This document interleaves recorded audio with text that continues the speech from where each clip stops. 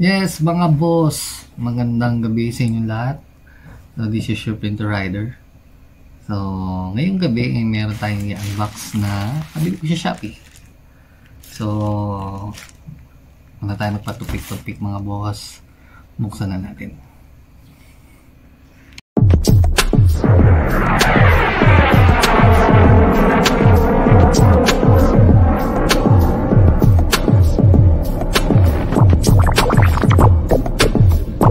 So, ayan mga boss, ito yung nabili natin sa Shopee.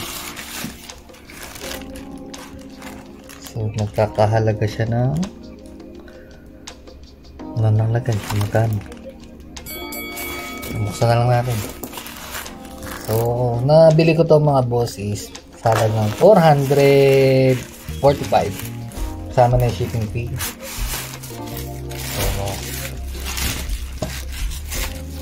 Bubble wrap pa.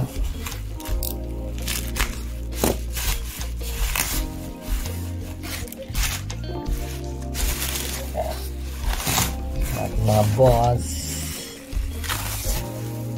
Yun. Isa siyang smartwatch mga boss. So, wala na siyang seal sa ilalim. Hop, yun. So, ang ganda ng niya, packaging niya. Fairness.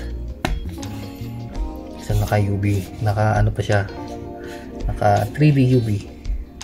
So, ganun sa printing, yung box naka matte lamination, tapos naka spot 3D na UV. Yan din yung kumikintap-kintap, nakikita nyo yung image niya lang. So, ito yung binili natin sa Shopee mga boss. So, nandito yung niya, manual. Kitang-kita naman. User manual niya. So, i-download natin yung app mga boss para ma-access natin yung yung laman nung yung ma-access natin yung may nakarelo. Kasi hindi natin ma-access yan kung hindi natin ma-connect sa app niya, kung hindi natin may synchronize yung oras, etc. etc. So, tingnan natin ang bracelet. So, yung bracelet natin is orange. Ayan. So, mas magandang tingnan yung orange na bracelet. So, okay yung niya, yung lock niya. I love the lock. So, ito yung charger. Oh, wireless na yung niya, charging niya mga boss. So, ulit natin yung bracelet is orange. Maganda yung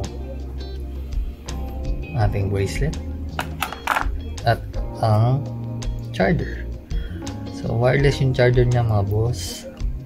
So, siguro papatong lang yan siguro dito. Magnetic siya boss, may magnet. So, tingnan natin yung reload itself. So, itong uli pindutan.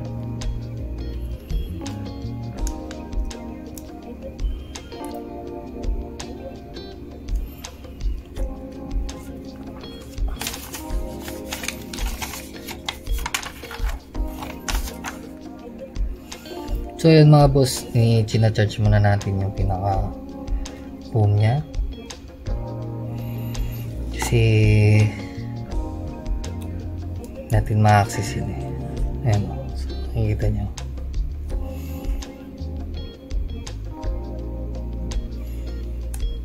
So hindi natin tanggalin yung step. Kasi hindi natin makikita. Kukunik muna natin mga boss yung app niya. Balikan ko yung mga boss. So ayan mga boss, Nung sinearch natin yung ano, yung QR code na nakasama doon sa papel, ito yung lumabas na ano, na app. So, hindi na natin siya din-download mga boss kasi meron na tayong app na to dahil meron na akong ginagamit na smartwatch na free ko sa isang cellphone company nung bumili ng cellphone. So, nakalibre tayo ng smartwatch kaya nakapag-download na tayo nung app na ito. Kaya hindi na natin din-download. Ginawa natin, ni-remove na lang natin yung smartwatch na ginagamit ko before para may connect natin tong bagong nabili natin, si KD99 Ultra Watch 8. Ayan. So, pakita ko lang sa inyo mga boss, madali lang. So, ito yung mga function nya. So, remote shutter. Gumagana yan mga boss. Message push. So, pag pinindot mo yan dito, ang naka-open ko lang si SMS, then si Facebook. And the rest is closed na. Call remind, meron din tayo dyan para pag may tumatawag sa atin, magre-ring yung phone, ayun, magpa-vibrate yung relo at malalaman natin na may tumatawag. At makita na rin natin kung sino yung tumatawag sa atin.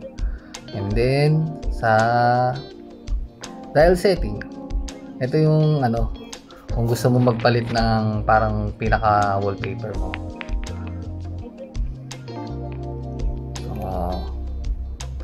Yan, may holiday dial. So, yan yung mga pagpipilian. So, hindi naman tayo mahilig sa mga ganyan.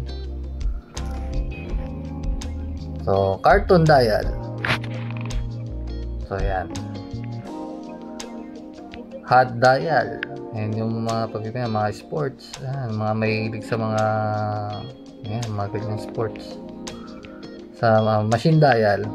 Ito yung ano, dinownload natin kanina. Itong yan, yung nauuna na yan. Yan yung dinownload natin para sa ating smartwatch. Tapos kung gusto mo ng space dial, pwede rin dito. Yan. Sa pointer dial, yung gusto nyo yung ano, yung yan, yung mga kamay-kamay ng relo. Yan yung ano, dito kayo mamimili. Tapos digital dial, ayan, konti lang. Sa custom dial, dito hindi ko alam paano tong custom dial na to.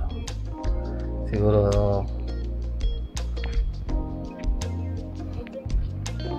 pag nag-click ako niyan mayroong something, pero ayoko nang galawin kasi okay na ako, satisfied na ako doon sa dinownload ko mga boss. So, yan. Yung reset device. So, kung gusto mong i-factory reset yung relo mo, yan. Tapos ito, yung remove. Yung sinasabi ko, pag click nyo yan, ma-unpair na yung ano, yung watch dito sa cellphone. Sa others, yan. Makikita natin dyan yung vibrate setting. On off kung gusto mong ayaw pang mag-vibrate yung relo pag may incoming messages, SMS or Facebook sa Messenger or tumatawag, hindi mo maramdaman na nagba-vibrate yung ano, yung relo. Ito OTA upgrade and background setting, sa mga ano na yan, advanced na yan, mga developer. So it's Chinese character, so hindi natin alam kung ano pa, magkamali tayo, magkaroon ng problema. So hindi na natin siya i-click mga boss. Tapos raise to wake mga boss, yan. So nakasetting yung relo natin ng 8 o'clock in the morning hanggang 10 PM. So yung relo pag hinarap mo sa'yo mag-open yung display niya. So naka-activate siya ng 8 o'clock ng umaga at mag-activate siya ng 10 PM ng gabi. So alarm. Wala pa naman tayo siniset alarm. So ayan lang mga boss.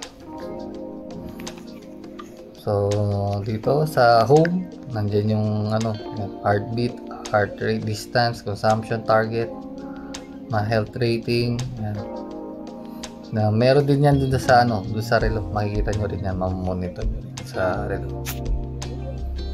So yan, ganyan lang sa dito sa app.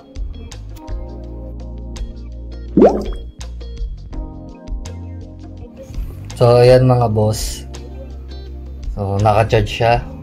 Ito yung wireless charging mga boss.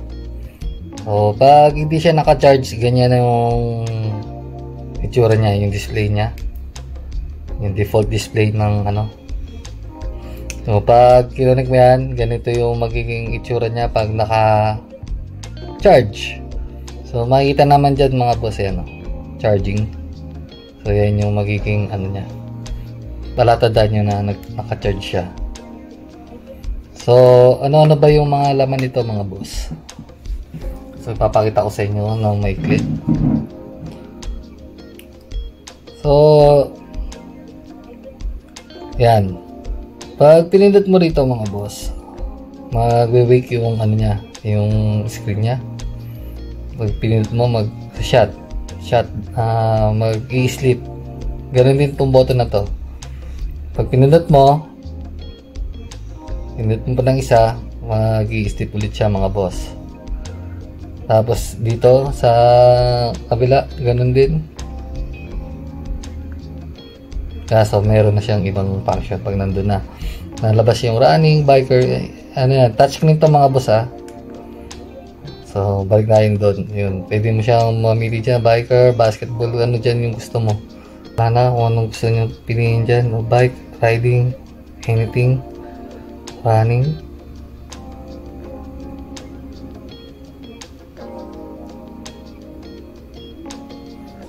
So balik tayo dun sa pag sinipe niya naman siya ng pa-right na pag ganyan, yan yung music. So pag yan, tutugtog yung cellphone. So hindi siya magpe-play yung music kasi naka-video tayo, gamit natin yung camera. Tapos yung health tricyclic, tama ba? Tama ba pronunciation ko mga boss? Tapos heart rate.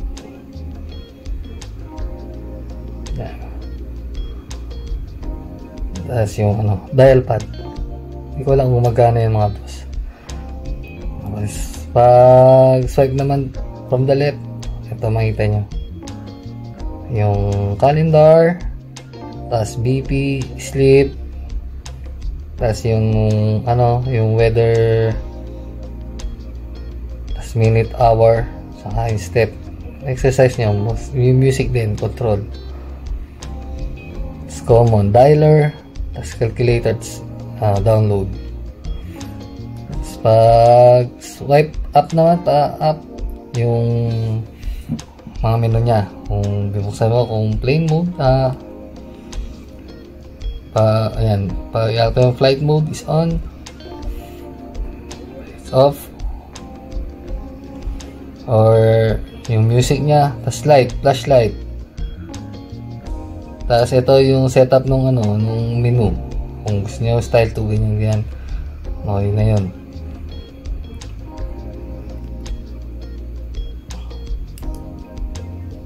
Tapos yan, mamaya ito yung mga niya. Then balik tayo.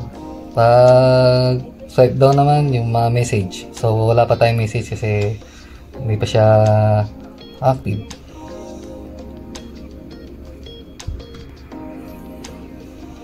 Tapos galing na tayo dyan. So yun lang.